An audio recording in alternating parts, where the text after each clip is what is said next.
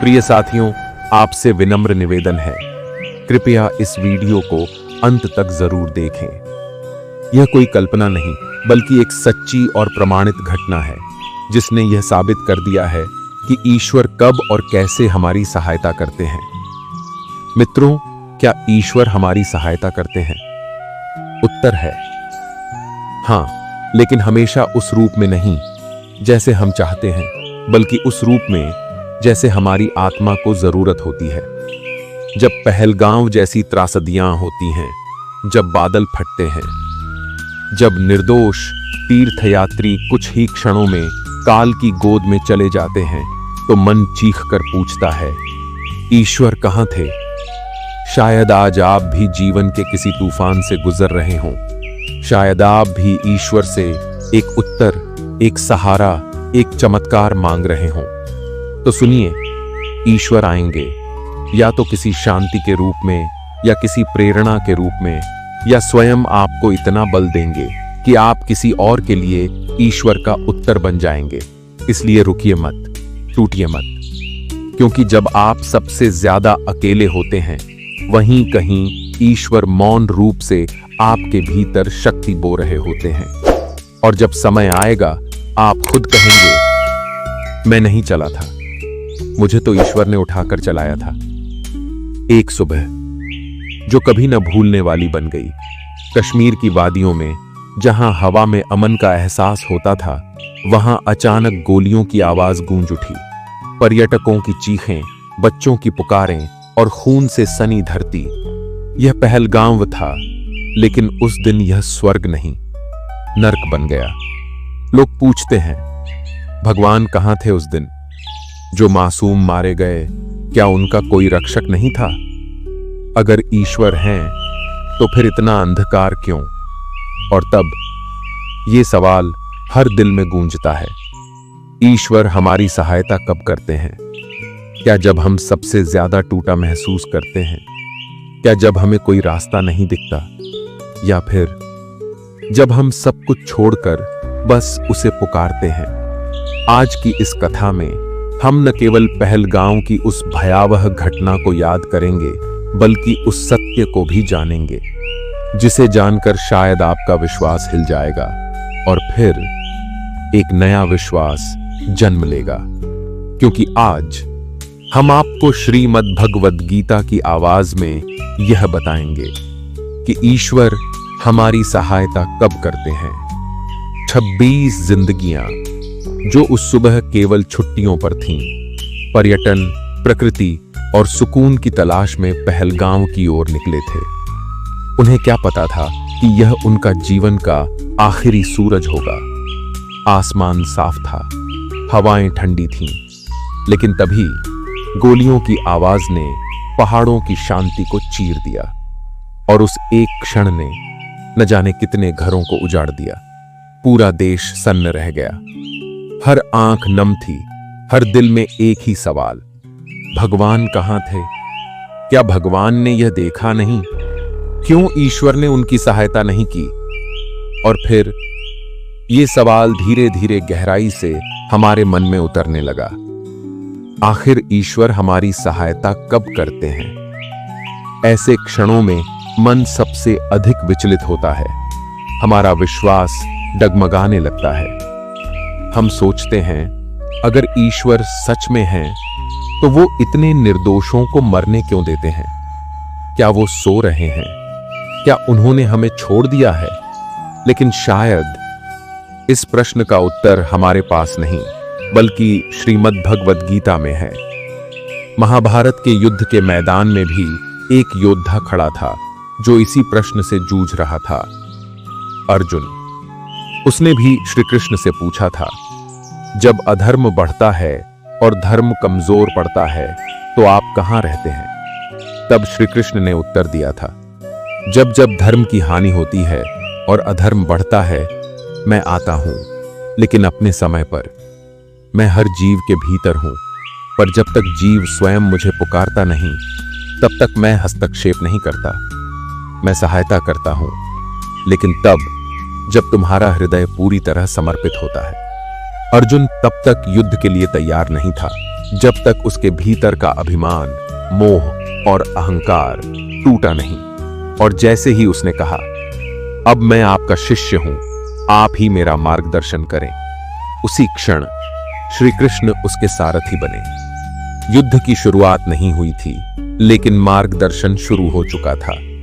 आज भी हमारी स्थिति अर्जुन जैसी ही है। हम तब तक ईश्वर को नहीं पुकारते जब तक सब कुछ बिखर न जाए। हम तब तक उन्हें याद नहीं करते जब तक संकट दरवाजे पर न खड़ा हो। लेकिन सच यह है, ईश्वर तब सहायता करते हैं जब हम उन्हें केवल नाम से नहीं बल्कि पूरे अस्तित्व से पुकारते हैं। जब हम सच में कहें, हे प्रभु, अब मैं कुछ नहीं, आप ही सब कुछ हैं। लेकिन जरा रुकिए और पहलगाम की उस घटना को गहराई से देखिए। वहीं किसी ने किसी बच्चे को उठाकर बचा लिया, किसी ने अपने प्राण देकर किसी और की जान बचाई, किसी सैनिक ने मां बनकर किसी वृद्ध को गोद में उठाया। तो क्या यह ईश्वर की सहायता नहीं थी? ईश्वर हर बार चमत्कार की तरह नहीं आते। कभी कभी वो इंसान के रूप में, किसी अजनबी की ममता में या किसी योद्धा की हिम्मत में प्रकट होते हैं। वो हमारी सहायता तब करते हैं जब हम टूटने के बिल्कुल कगार पर होते हैं और कोई भीतर से कहता है, मत हार, मैं तेरे साथ हूं।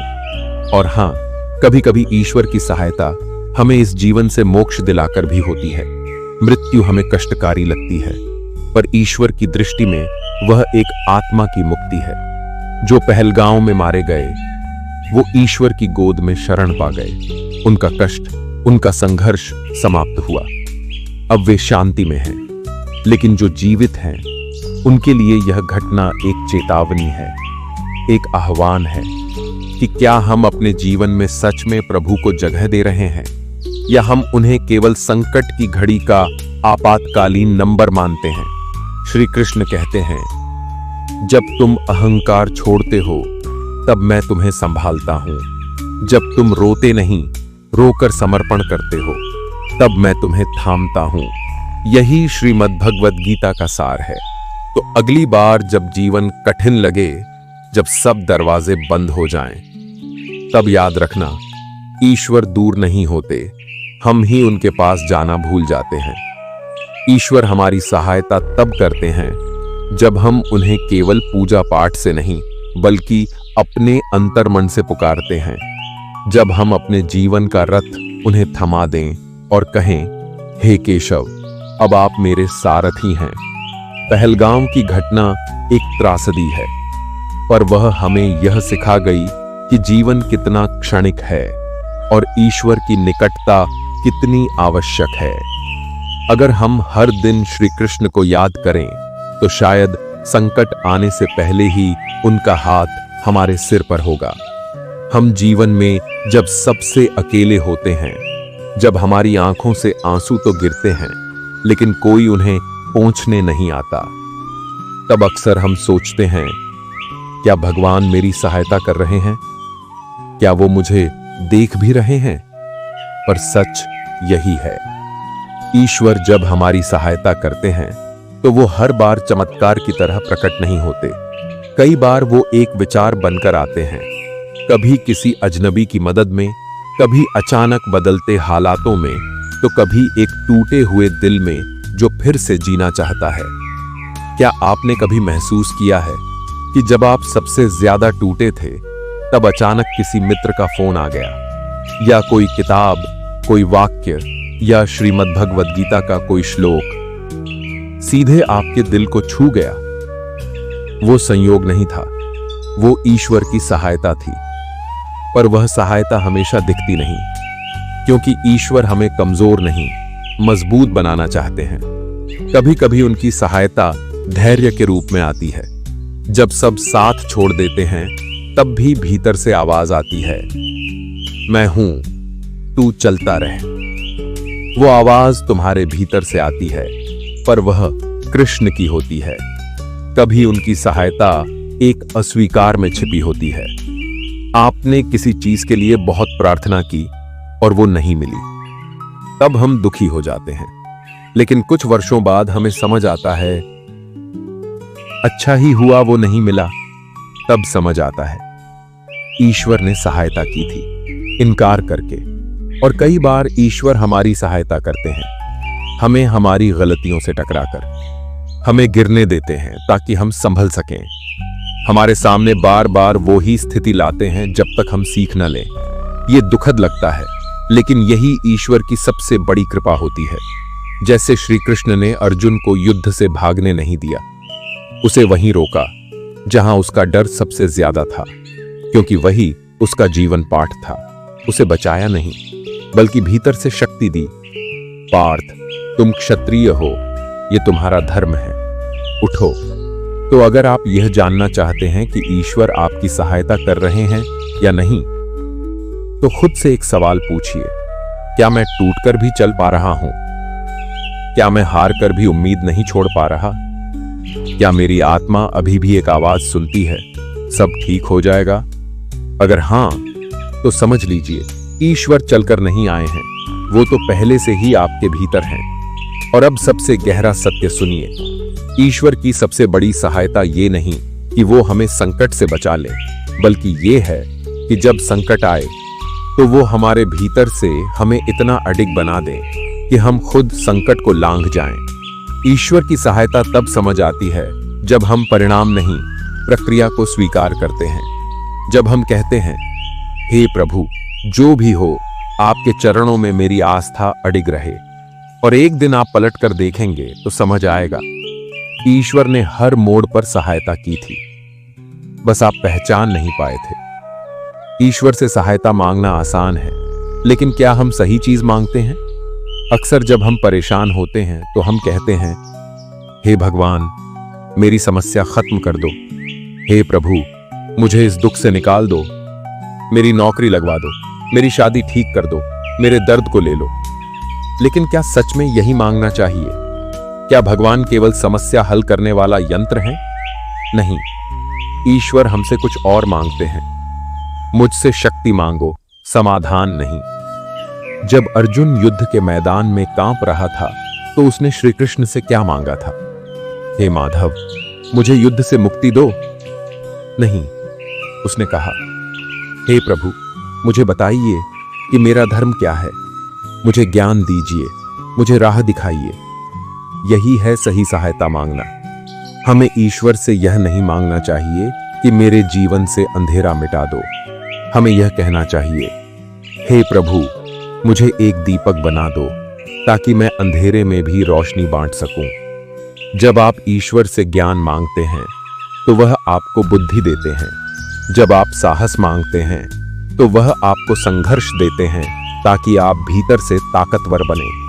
जब आप शांति मांगते हैं तो वह आपके भीतर का तूफान शांत करते हैं। ईश्वर से सहायता ऐसे नहीं मिलती कि वो आसमान से उतरें और आपकी समस्याएं गायब हो जाएं। ईश्वर अंदर से आपको वो बना देते हैं जिसे कोई समस्या हिला न सके।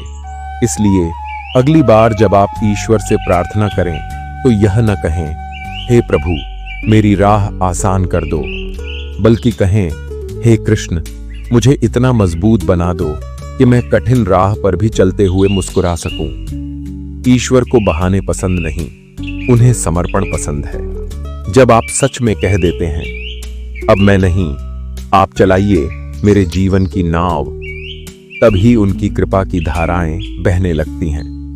प्रार्थना का मतलब सिर्फ बोलना नहीं होता, बल्कि अपने संपूर्ण अस्तित्व को ईश्वर की योजना में समर्पित कर देना होता है। और याद रखिए, जब आप ईश्वर से सही चीज मांगते हैं तो वो समय आने पर आपको उससे कहीं अधिक दे जाते हैं जिसकी आपने कभी कल्पना भी नहीं की थी। अगर यह कथा आपके अंतर्मन को छू गई हो तो इसे उन लोगों तक पहुंचाइए जो आज भी अपने भीतर श्री कृष्ण की आवाज को सुन नहीं पा रहे हैं। क्योंकि जब तुम ईश्वर को पुकारते हो वो आते हैं, पर तब जब तुम्हारा समर्पण सच्चा होता है। तो अब सवाल यही है, क्या ईश्वर हमारी सहायता करते हैं? उत्तर है हां, लेकिन हमेशा उस रूप में नहीं जैसे हम चाहते हैं, बल्कि उस रूप में जैसे हमारी आत्मा को जरूरत होती है। जब पहलगांव जैसे हादसे होते हैं जहां अचानक बादल फटता है, जहां निर्दोष तीर्थयात्री कुछ ही पलों में काल की गोद में चले जाते हैं, तो मन सवाल करता है, ईश्वर कहां थे?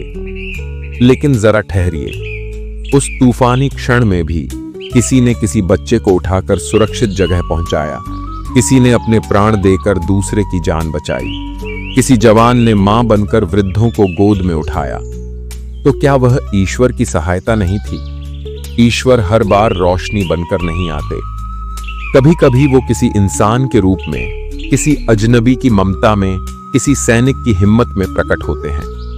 ईश्वर हमारी सहायता करते हैं जब हम आशा छोड़ने ही वाले होते हैं और कोई अंदर से कहता है, मत हार, मैं तेरे साथ हूं। शायद आज आप भी जीवन के किसी तूफान से गुजर रहे हैं। शायद आप भी इंतजार कर रहे हैं कि ईश्वर आकर सब कुछ ठीक कर दे। तो सुनिए, ईश्वर आएंगे, या तो किसी शांति के रूप में, या किसी प्रेरणा के रूप में, या स्वयं आपको इतना बल देंगे कि आप बन जाएंगे किसी और के लिए ईश्वर का सहारा। इसलिए रुकिए नहीं, टूटिए नहीं, क्योंकि जब आप सबसे ज्यादा अकेले महसूस करते हैं, वहीं कहीं ईश्वर चुपचाप खड़े होकर आपको मजबूत बनाने में लगे होते हैं। और जब वक्त आएगा, आप भी पलट कर देखेंगे, मैं नहीं चला था, मुझे तो ईश्वर ने उठाकर चलाया था। तो मित्रों, अगर इस भावनात्मक यात्रा ने आपको छुआ है, तो अपने भीतर की उस शक्ति को पहचानिए जो हर परिस्थिति में कहती है, तू अकेला नहीं है, ईश्वर तेरे साथ है। जय श्री राधे कृष्ण।